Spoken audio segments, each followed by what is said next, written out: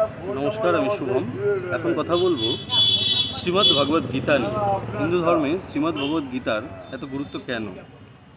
কেননা আপনারা জানবেন যে বেদে তো আমাদের মূল যে ধর্মগ্রন্থ, এবং বেদে যে কথাগুলো বলছেন সেগুলো বলছেন ঋষি মহর্ষিরা বলছেন। কিন্তু সেই কথা কিভাবে বলছেন? যোগের মাধ্যমে বলছেন। অর্থাৎ ঈশ্বরের যে বাণী, তারা যোগের মাধ্যমে সমাজ সংসারকে জানাচ্ছেন।